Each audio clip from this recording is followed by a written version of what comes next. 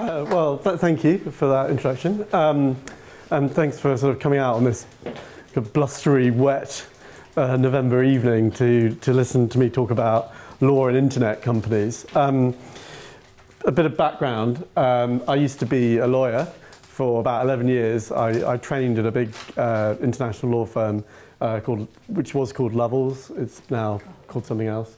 And then I joined an American law firm called Winston & Strawn, where I stayed there for nearly 8 years, and really at that point got into working with internet companies, startups and so on. Although I started off on a massive dispute involving the Russian telecoms company Megafon, which is about to float on the stock exchange, and we spent about 5 years litigating, which pretty much delayed that float by sort of 10 years or something like that.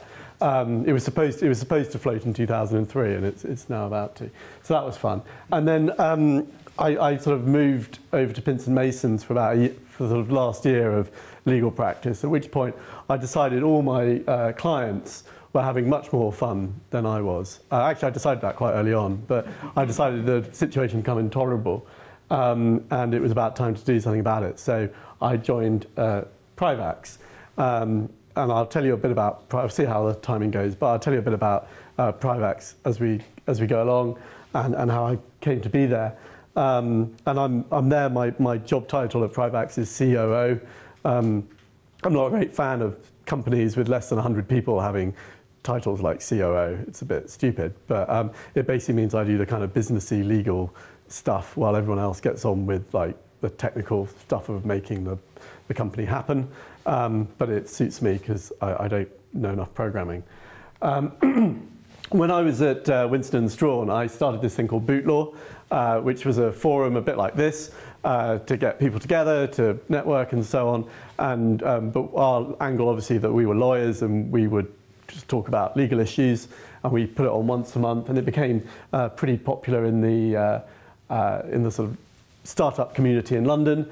I moved it to Pinson Masons, as I said, and I think when I left Pinson Masons, we had just over 1,000 members, and regularly we would attract 50, 60 people, and I think some of the DigitalSurrey people came along occasionally, made it up to the Big Smoke for beer and pizza.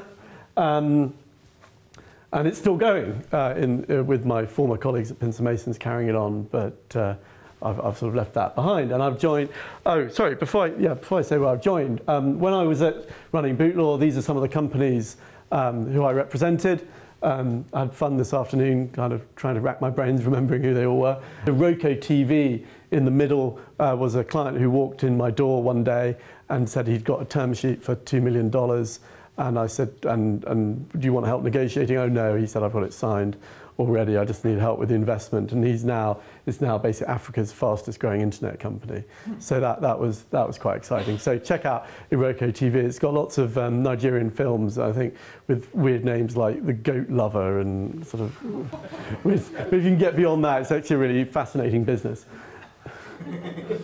So and now I've joined Privax, and this is what we do at Privax. We have a website called hidemyass.com. Hide My Ass is well known for its free web proxy. Just sort of in the middle of the page, on our homepage, we have this web proxy. You can type in a URL, and it displays it up through our proxy, and it puts it through one of our proxy servers. It's a free service. It's fairly limited. It only works in your browser, but we get about 8.5 million unique visitors a month to this page, which makes it puts it up around between 700 and 800th most traffic website in the world. So it's doing, it does quite nicely for us, which drives traffic towards our paid for site, which is a VPN service. We have a bit of software displayed by this box. I love the way we do this box. There are no boxes. we have no boxes to deliver, but we display that. And you can subscribe. It's a classic subscription as a service. You can sign up for 1 month, 6 months, or a year, and we deliver this VPN, and this encrypts your internet connection, allows you to select servers from 52 countries in the world and get around internet blocks, have a more secure connection and that kind of thing. Like I say, it's a fascinating business, and I'll tell you a bit more about that business sort of later on. What I'm going to talk about now, evening, I'm just doing the introduction. I'm Danvers. I help run this thing. What I'm going to talk about now is the sort of stuff I used to talk to groups when I was still a lawyer, giving my experiences of what you need to look out for when you're running a particular digital startup. Although I think a lot of the lessons apply equally to all sorts of companies. And I guess since I've been working in helping run a business, there are sort of things, maybe I've changed my views on a few things, and maybe I'd emphasize things differently. So towards the end, I'll maybe try and sort of draw in some of the lessons that I've learned from running a business, being at the sharp end, and maybe share with you some of the things that I find challenging now I'm in business, rather than the sort of the theory that I thought it was all so easy when I was a lawyer. This is not massively planned out. It's sort of fairly free form, as it were. So if you've got questions or want to make observations as we go along, it's a small group. Let's not be too formal about it. Very happy to take questions as we go along, or there'll probably be time at the end, depending on how long I wrap it on for. So with starting out a business, starting out any business, the thing that trips a lot of people up is just frankly poor planning. A lot of startups don't start cleanly. Founders have ideas to start a business, and they're still employed elsewhere, and they start doing it in their spare time. And I'm certainly not here to tell you not to do that, because it's the best way of not sort of losing your house or going bankrupt or whatever by just quitting your job and starting some terrible business that has no customers. It's a really good way to do it. But there are things that people do get wrong, which is not having the sort of correct degree of separation between their own enterprise in their bedroom in their spare time and what they're paid to do at work. There's sort of classic examples of setting up in competition with your existing job, using know-how, using equipment. Those are really big no-nos. Using time, well, it happens less, and I guess now the boundaries between work and play are a bit more blurred, but all of those things can trip you up. And I've had clients who've had some nasty claims from their former employers around that sort of thing. And it normally happens because people leave on bad terms. They don't behave ethically. I'd say would be the sort of the general rule. Equally, I had clients who had a completely opposite experience. They told their boss what they were going to do. They were, said, best of luck. When you've got a product, come and show us. We'll probably be your first customer. So you hear some really good stories in that way as well. But I think people can get a little bit paranoid and a bit sort of secretive when they're starting out a business. And at some point you're going to have to tell somebody. So I wouldn't be too secretive for too long. And make sure that you don't upset people unnecessarily. The other thing, the sort of other classic sort of cock-up, basically, on the planning stage, is that people tend to go into business with other people, and that's good as well. If you can't persuade at least one other person that it's worth going into business with you, you probably want to rethink your plans a little bit. But of course, these things start casually, and people don't immediately go herring off to lawyers, which is absolutely the right thing to do. But often it means a lot of the difficult conversations are dodged. It's, somebody says, well, it was my idea and I brought him along, so I should own more of the business. And the other guy thinks, well, I had a better job and I was earning more money before we quit and went in together, so I should have a bigger percentage. And the number of founders who fall out at an early stage over the stupidest things. So it really pays, even if you don't go to a lawyer, to sit down together and say, who owns what? What are your responsibilities about this, putting this business together? What are you contributing? What are the expectations? And then also setting expectations going forward. What does success look like? At what point are we going to knock this thing on the head? And what happens if one of us wants to knock it on the head and the other one wants to carry on? it's happened, I've seen it all the time where, one person has said, well, I've had enough, I've been doing this for 6 months and I don't think it's going anywhere, and I'm going to go and consult, or I'm going to get a job at Google, or I'm going to do whatever. And the other guy wants to carry on. But the guy leaving is like, well, I still own 50%. And that always causes, massive upset, because the guy staying behind is typically not going to want to put all that effort in to build up a business that he only owns half of. So you really need to have those conversations up front, and again, be sort of honest and transparent with one another about your expectations. I've got some notes because it's a while ago since I last gave this talk, so excuse me while I refer to them.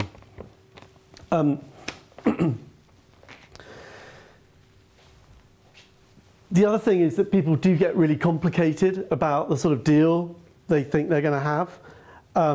They say, well, if they have this conversation down the pub, and it's sort of like, if I do leave, then we're going to have some mechanism whereby I keep a bit, or I lend you money, or they come up with all these ridiculous ideas about how to sort of retain an ownership in something they've been working in for 6 weeks.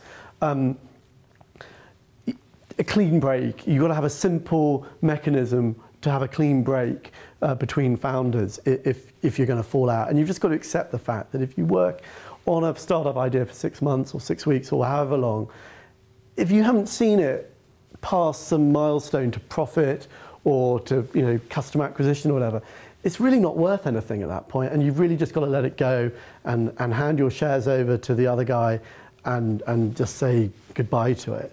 And those sort of simple breaks, make it much, much easier for people to, sort of carry on post, sort of traumatic breakup. So those are the sort of things I would emphasise around planning. Now, something that really affects entrepreneurs, it's a sort of nasty condition that I call MBA syndrome. And it's a sort of hint, I hinted at it a bit earlier about having a title of COO in a small company. It's this idea that, right, now we're going to form a company, and the first thing you do is to draw an organisation chart and give everyone titles and form lots of committees to discuss things, and basically get bogged down on all the stuff that just doesn't matter. As a lawyer, it was in my interest to sell people, legal products, agreements, and make sure that their articles of association were nicely tweaked and that their company books were okay, and so on. But let me tell you, I don't know any startups that failed because they hadn't written up their company books properly. It's not a reason that companies go out of business. It's cash flow is the reason companies go out of business. So, if people get all sort of, wound up about structure and about job titles and the sort of decision-making tree and all of this sort of stuff, which may, if you've done an MBA or you've come out of a massive company, you're used to having these sort of structures in front of you. But in small companies, people just get on with it. And I've got to say, that's one of the things that, having given this talk and then now in practice, it is absolutely right. We just sit down and we decide stuff between a small group of people, and then somebody gets on and does it. We don't sit there writing lots of minutes of the meeting and reviewing them and so on. And I mean, that kind of stuff's useful as you get bigger. But the sort of the swollen fees that you end up with and the other nasty symptoms of this debilitating disease are damaging, very damaging for a small business. That's not my desk, I'm pleased to say, although my wife, who's joined me tonight, may have things to say about the state I keep my office at home. Housekeeping, it's really dull when you're running a business because, and I just said, don't get too hung up about the paperwork. And that's true, but there are some basic kind of housekeeping things that I think any small business can do just to keep things simple.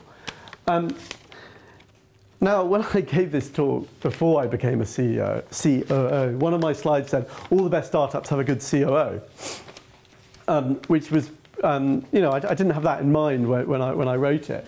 And I still think it is true. I think all the startups that were really successful that I worked for always had somebody taking care of the details, making sure that things were properly filed and people knew where they were. So when I was dealing with them as a lawyer, and I would say, do you have a copy of an agreement?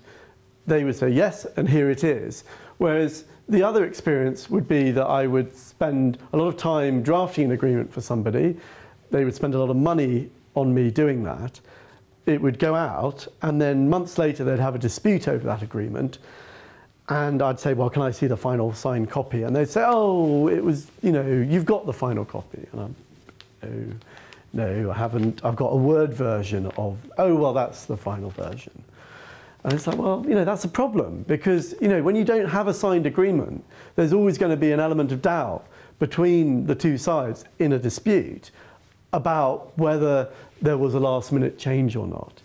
And so simple things like printing off your documents, signing them and putting them in a folder may not be terribly trendy in this era of Dropbox and the Google Cloud and what have you. But it sure as hell saves a lot of uncertainty and problems later on. Now, you know, I'm a big fan of electronic record keeping as well, and you know, by all means, you know, invest in, what is it now, 150 quid to buy a little scanner thing, printer. It's what we have. It's a tiny thing, not like when I was a lawyer and we had these sort of massive, you know, multi-functional devices and a whole print room full of people. All you need to keep track of your stuff these days is a really simple device that prints and scans and does it all. And then you can, you know, put it in a folder, put it in Dropbox, whatever you like, but you will stay organized. So, but do get a signature on. And there are still some things out there that require you to have written agreements. I mean, the classic thing that has to be agreed in writing is always contracts relating to land. Now, most digital startups don't have a lot of contracts relating to land floating around the office. At least I hope not, because otherwise their focus is a bit off. But intellectual property needs to be assigned in writing, and you certainly want to have, you know, and you're certainly going to have a lot of intellectual property floating around in a digital business. So you want to get those assignments buttoned down, and hopefully with a signature on. It doesn't have to be signed, but at least get them in writing. If you've got employees, you've got duties as an employer to give them written terms of employment. And you know, it's the simplest thing to do.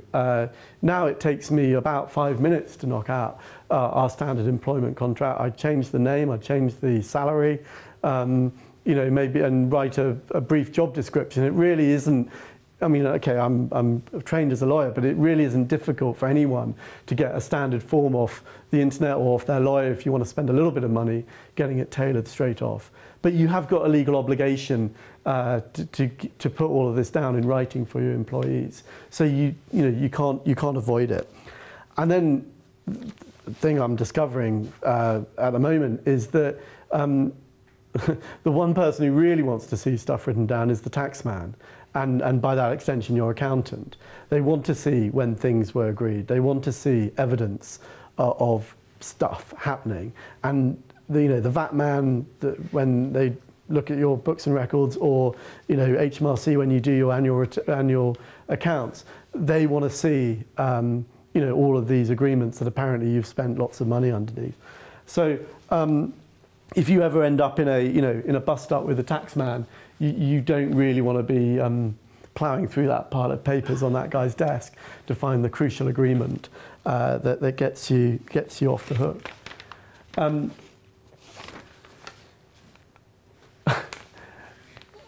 As a lawyer, my least favourite thing was being asked to draft somebody's T's and C's. They are dull to draft when it's somebody else's business.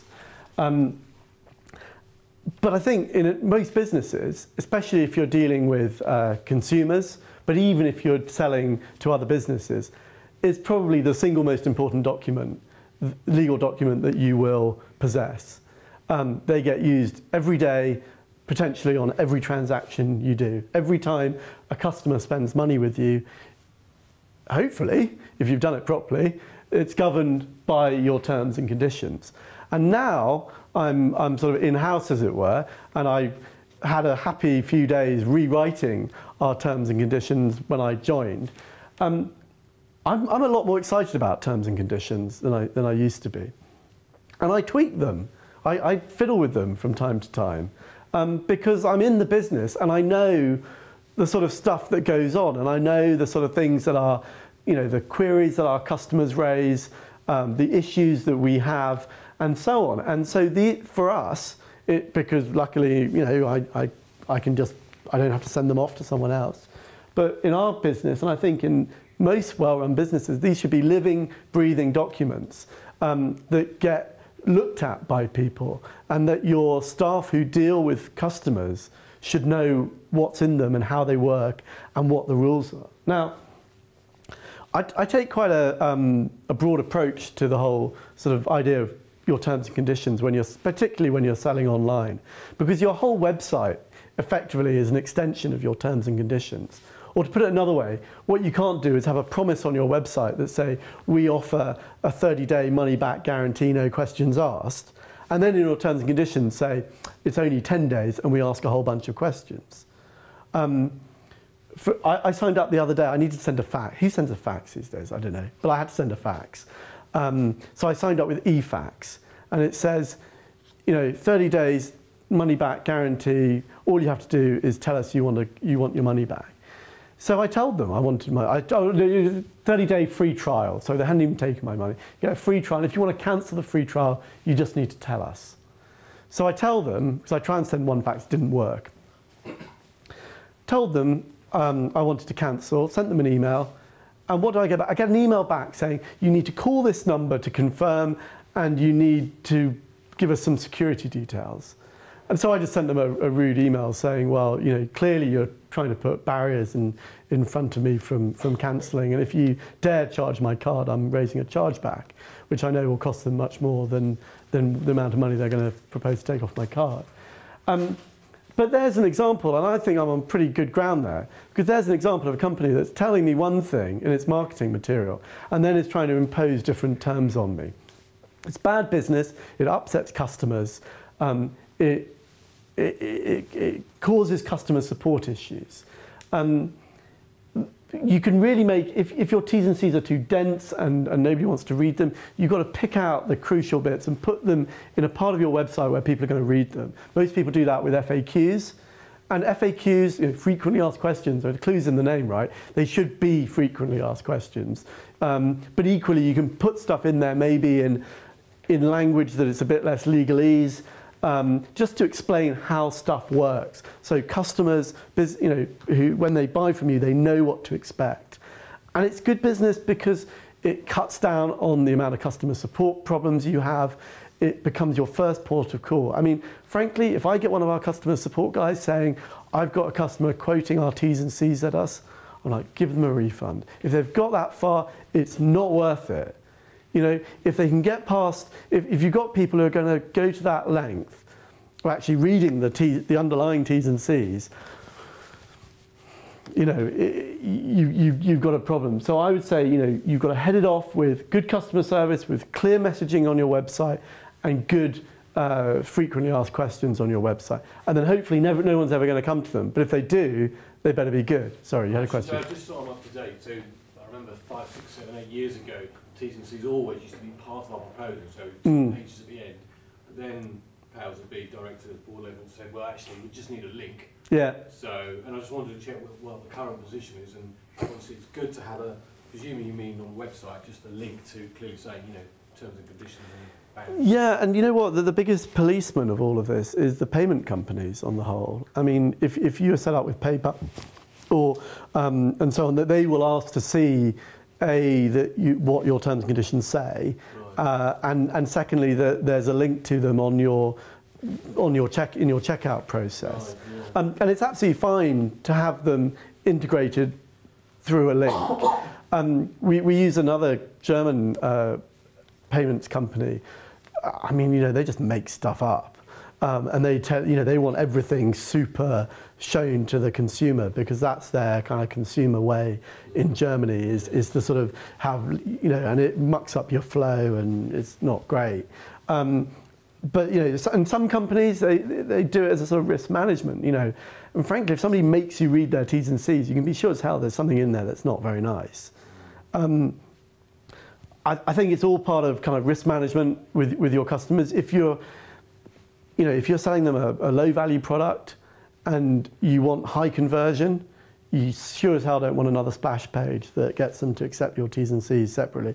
You want the smallest link that they just come whizzing over with the box already ticked and so on. If you're selling something more expensive and you're shipping physical product and there is something a bit funny about it and so on, yeah, you want to mitigate your risk a bit and maybe get them to do the I agree. I mean, iTunes is terrible. Every time you upgrade, it makes you accept their terms and conditions. I mean, who the hell's got time to read 70 pages of iTunes terms and conditions for the 25th time? I have no idea.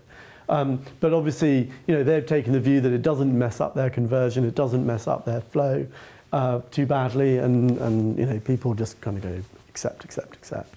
There's been some great research on how long people actually stay on these T's and C's pages, and I think sort of the average is half a second before they hit accept. But like I say, I think my takeaway from T's and C's is embrace them, have them as your manual, as it were, for your staff, so people know what the standards are, they know what to expect, they know what they should be doing. Reflect it in your FAQs, reflect it in the marketing messages you put out. And you know what, if you want to change them, by all means. Don't be hidebound and say, gosh, somebody put in our T's and C's that we offer X, Y, and Z. I mean, there are some obviously legal standards and so on, and if you think you're fiddling with something you're not sure about, go and ask a lawyer, or look it up, Google it, see what other companies are doing. It's a pretty good indication. But yeah, that's my sort of sermon on terms and conditions. Tax, big topic, I guess, for a lot of companies these days, and it's getting in the headlines at the moment. My advice to small internet companies is just to pay it. You probably won't have to pay very much because you're probably not making a profit. The trendy thing nowadays, and it has been for a long time, is acquire as many customers as you can, burn through a load of VC money, and then hopefully after 5 years you get acquired by Facebook or Twitter or Google or somebody, and everybody makes all their money back. In those circumstances, you won't have made a profit, so you won't have had to pay much in the way of corporation tax. So it's not a problem. If that's the case, the idea that you're going to do any clever tax planning like these guys is not going to be the case. I mean, there is no point in having a clever offshore structure if you're not set up to make a profit. If you're set up to be acquired, just make your profit in the UK, or take your revenue in the UK. You don't need to pay license fees off to another company somewhere else. You don't need to think about any of this stuff. Just pay your taxes. I have had clients who thought that their national insurance bill or their VAT bill was something they could defer and maybe manage cash flow. You know what? If you're going to manage cash flow, don't do it with the revenue. They're not terribly sympathetic, and they don't understand the concept of, they're not on the whole kind of Silicon Roundabout thing in any way. Although that said, when the recession sort of hit in by about 2009, 2010, they were entering into these agreements allowing people what they call time to pay their bills. But it was just a form of easing, or fiscal easing, to stop companies going under. You can't expect much sympathy from the revenue, so pay your taxes on time, and it just takes an awful lot of hassle going to the bankruptcy courts, as I have done for clients, and sort of trying to persuade the revenue to give them more time. In one case, for one client, we did it in the teeth of a fundraise, and on the one hand we were telling the VCs that everything was going to be fine, and on the other hand we were telling the HMRC that the money was coming in, and we were having to have that argument in front of a judge. Didn't make for a comfortable week. Sorry, I was just going to make a point. Could an argument be made for companies to mitigate their tax as low as possible on a legal basis, that they have an obligation to their shareholders to pay the biggest dividend as long as they do it within a legal framework? Right. I mean, if you're making profit and you are bringing in a lot of money to this country, as indeed the company I work for does, we do most of our revenue outside of the UK, but it all lands here. That ain't terribly efficient. We're paying an awful lot of tax, and we'd like to mitigate that. Thank you very much. Now, the things that Google, Starbucks, Amazon do are all entirely legal, and they're able to do it because they're not, the way they're set up and their structure and so on. People don't like it, but it is legal and it is within the tax laws. If they can devise tax laws that say, you pay tax on what you sell in a country, well, if other countries put in that sort of law, and we do 40% of our business in the US, we don't pay any US taxes, but the US could turn around and say, well, why aren't you paying 40% of your corporation tax to us? I mean, it would be, we win and we lose as a country. And of course, we always focus on those big corporations where we can see or we perceive that we're losing. But at the end of the day, people still drink Starbucks and order from Amazon because they like it. It provides a good, efficient service. And guess what? They do efficient tax planning. If you are going to get into tax planning, all I can say is have you can do a very simple cost-benefit analysis of whether it's going to benefit your business or not, but be prepared to spend a lot of money. It's not a cheap undertaking to set up shell companies or special purpose companies overseas. The advice to set these structures up is not it comes with a price tag that's certainly not for the faint-hearted. Jersey lawyers are the most expensive lawyers in the world, and it's not a quality thing by any stretch. They have that market wrapped up, and people only go to Jersey and seek legal advice because they've got whopping great tax bills they want to mitigate, and so they're prepared to pay a very steep hourly rate for that pleasure. Now, like I said, it's a cost-benefit analysis. If you are deriving your income from all over the world, if it all is all based around intellectual property, if your business is very mobile, and digital businesses tend to be a lot more mobile than, for example, Starbucks. I mean, even Amazon has to ship physical product. I mean, the one that is completely mobile is Google, and they make the in my view, perfectly reasonable argument that they don't sell anything in the UK. The people in the UK are doing research and development and providing them with services, but their business in the UK is not actually selling anything. The business that sells stuff to advertisers happens to be I think an Irish registered business. So governments want to regulate the internet, and it's difficult for them.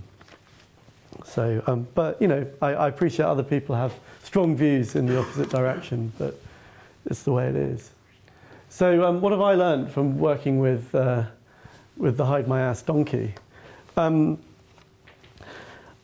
guess a few things. The one thing that was the biggest surprise to me, it sort of dawned on me after a few months actually, was when I was a lawyer and we were looking at a client who was raising money, people would do due diligence on their product. And what I've learned is that sometimes the product of a digital business is quite a small part of what makes them successful. Often it's what we used to call know-how, but these days it's known, people talk about internal tools, the stuff that they've built that powers their business. Now, there are a lot of tools out there, and on my first slide I had one of my first clients up there called Huddle, which provides a very nice internal tool that allows you to share documents, allows teams to collaborate and work together. But a lot of people build that kind of stuff internally themselves. Maybe not document collaboration, because now that's so commoditized and you can get Dropbox for free and Google Docs for free and all of that.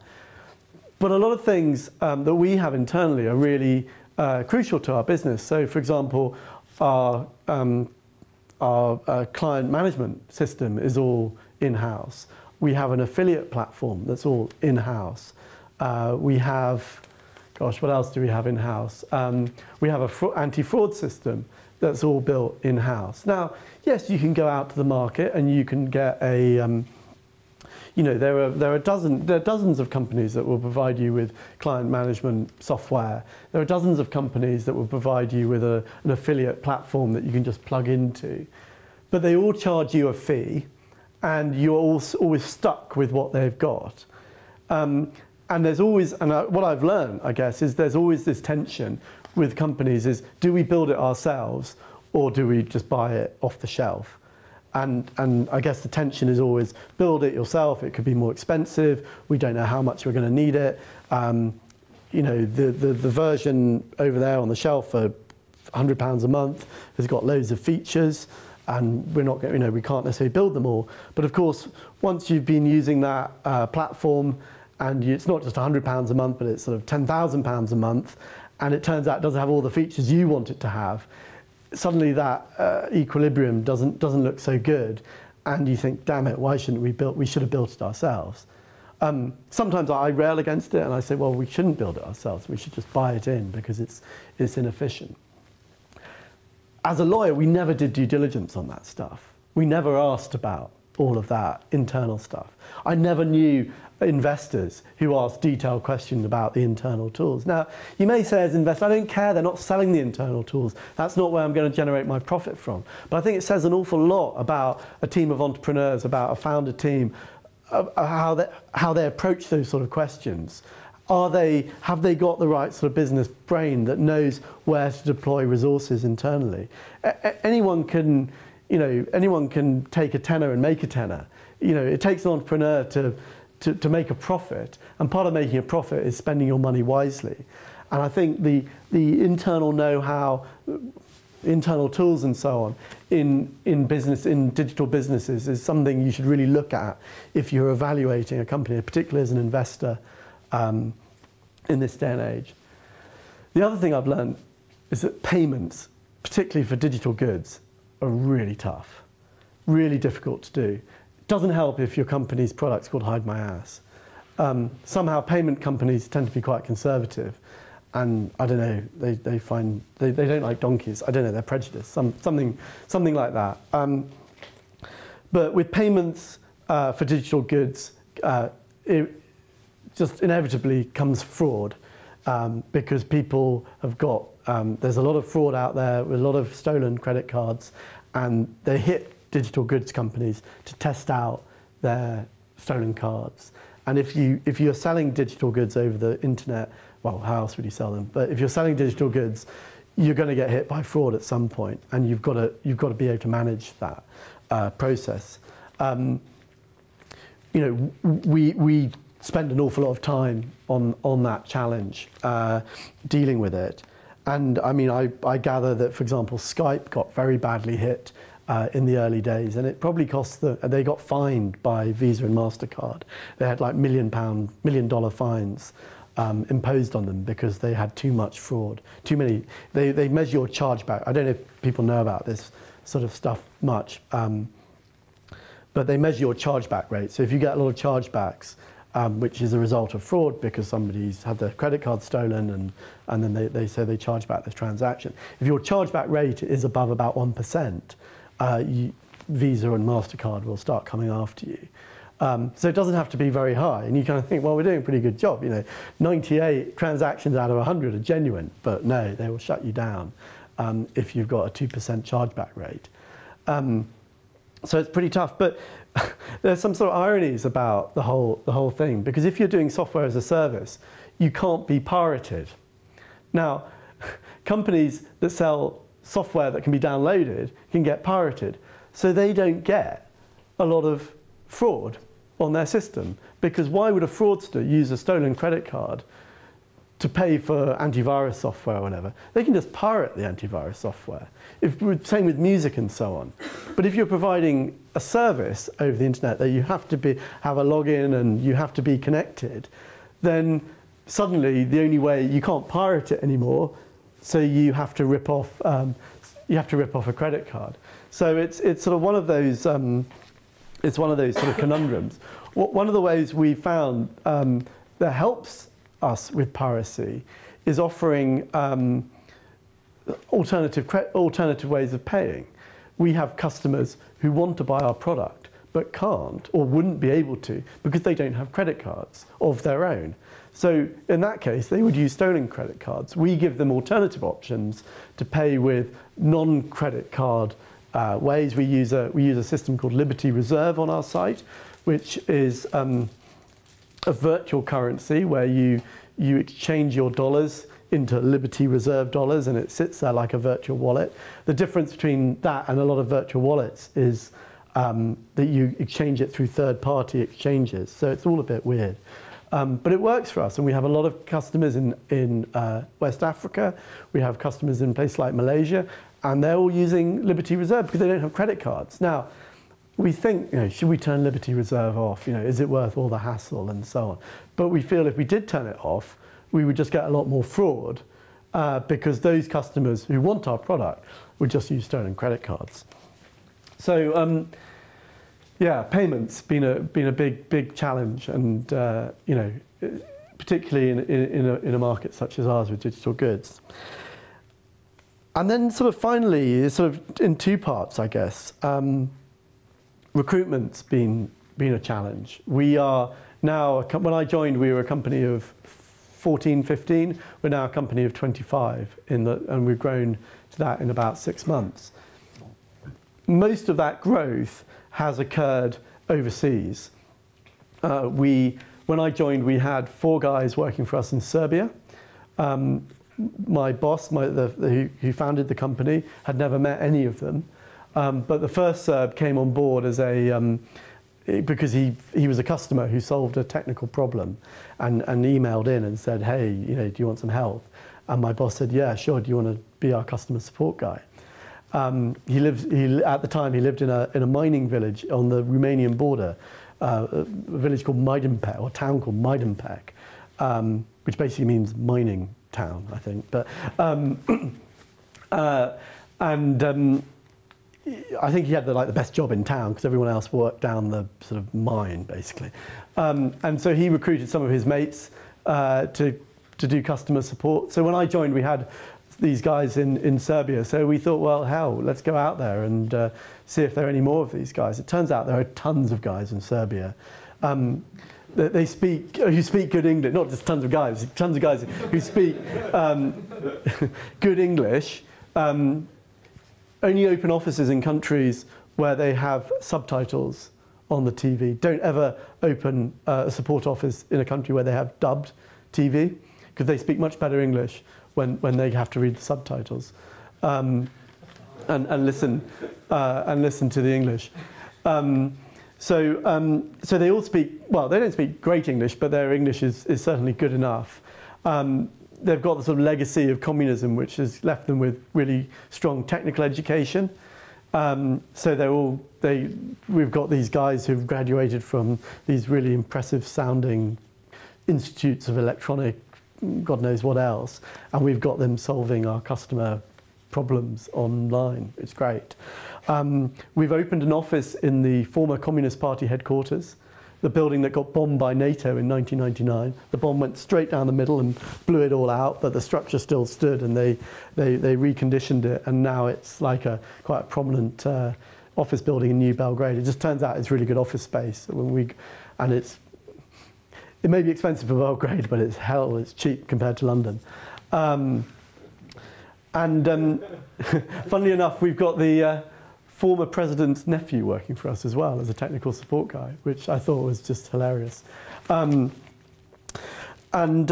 we've now got about 10 guys in Well, what have we got? We've got 11 guys now working for us. From 4 when I started, we've now got 11 people working for us in Serbia, doing our technical support, and we're going to grow out there even more.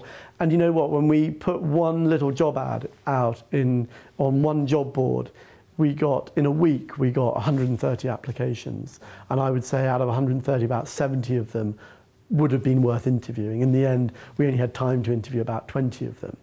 You put a job out in London for what I consider to be quite a well-remunerated, interesting job in quite a fun company, you're lucky if you get 5 people who you want to interview.